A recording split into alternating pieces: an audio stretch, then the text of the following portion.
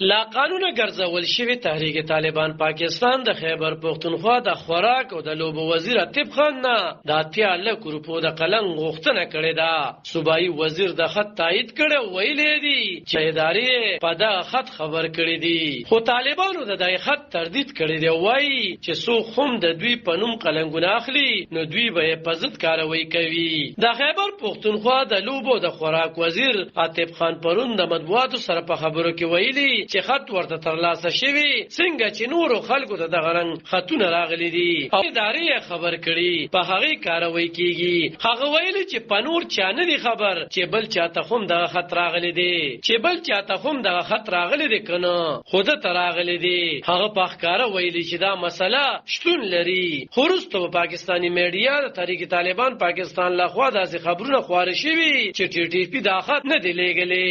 سیړون کې خبريال مشتاق یوسف زیوای چې د عتیب خان نه علاوه تحریک انصاف د نور غړنه خوم د قلم غوښتنې شوي دي. سیړون کې وای کو سخوم ټي ټي پی د خط ردوي خو په ټي ټي پی کې دنه دا سډل شتون لري چې په خپل سر د خلکونه د قلم غوښتنه کوي او دا مخال پسواد کې ټي ټي پی سلور ډلې دي.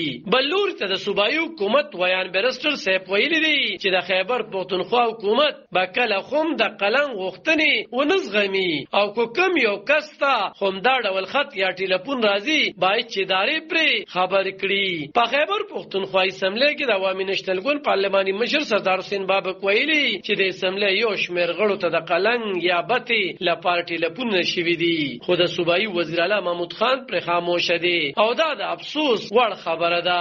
د نوموړي په وینا صوبایي حکومت د وسلوالو په ضد د کاروایی کولو په ځای هغوی ته قلمګونه ورکوي او اوس د صوبې حالت تر دې حد رسیدلی چې هیڅ خپل سر او مال خوندي نه ګڼي. کاروبارونه منتقل کوي. پاین خال کې د سواد په شمول بونیر شانګلا او ثوابه او د صوبې په نورو سیمو کې د بدامنۍ په ضد او د امن د پاره د احتجاجونو لړۍ پیل شوې ده.